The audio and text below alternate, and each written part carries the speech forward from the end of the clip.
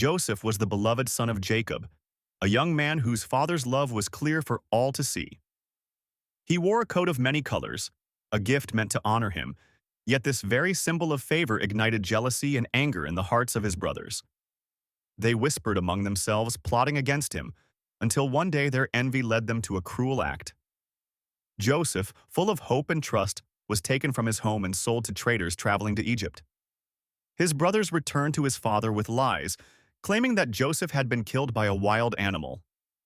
Alone, frightened, and betrayed by those he loved most, Joseph began a journey that seemed impossible. Yet even in this darkest hour, God's hand was guiding him toward an extraordinary destiny. In Egypt, Joseph found himself in a foreign land, sold as a servant to Potiphar, a high-ranking officer of Pharaoh. Though he was far from home, Joseph's heart remained steadfast. His diligence, honesty, and faith in God quickly earned him the trust of his master.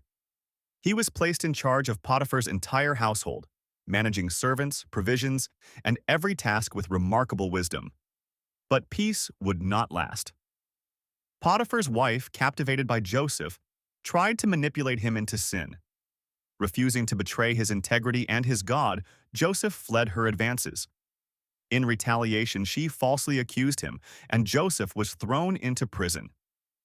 Once again, he faced darkness, yet his faith did not falter, and his spirit remained unbroken.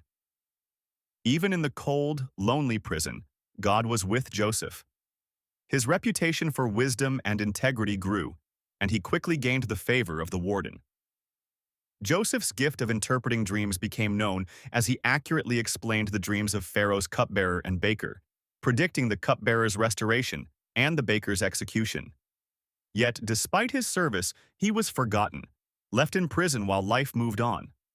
For 2 long years, he waited, trusting in God's timing. Then came the day when Pharaoh himself was troubled by dreams that no one could interpret. Dreams of fat cows and lean cows, of abundant harvests followed by famine, filled the king with anxiety. The cupbearer remembered Joseph, and he was brought before Pharaoh. With calm authority and a humble heart, Joseph explained that these dreams foretold 7 years of plenty followed by 7 years of devastating famine.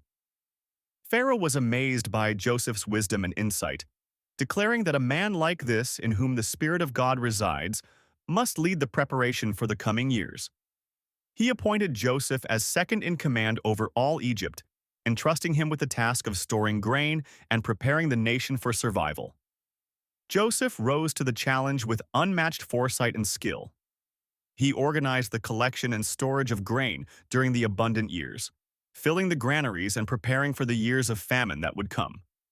When the famine struck, it affected the entire region, and people traveled from far and wide in search of food. Among them were Joseph's own brothers, the men who had betrayed him years earlier. They did not recognize him, and Joseph could have sought revenge for the pain they caused. Instead, he chose forgiveness. He revealed himself, embraced them, and provided for their families, showing mercy and wisdom beyond human understanding. Joseph reminded them, and all who would hear his story, that what others intend for evil, God can use for good to save many lives and fulfill a greater plan. Joseph's journey teaches us that even in betrayal, hardship, or imprisonment, God's plan is always at work. Faith, patience, and integrity can transform trials into triumphs and suffering into purpose. From the pit to the palace, from forgotten prisoner to Egypt's second in command, Joseph's life is a testament to trusting in God, even when the path seems dark. His story reminds us that no setback is final, no challenge too great, and no moment wasted when we follow God's guidance with a steadfast heart.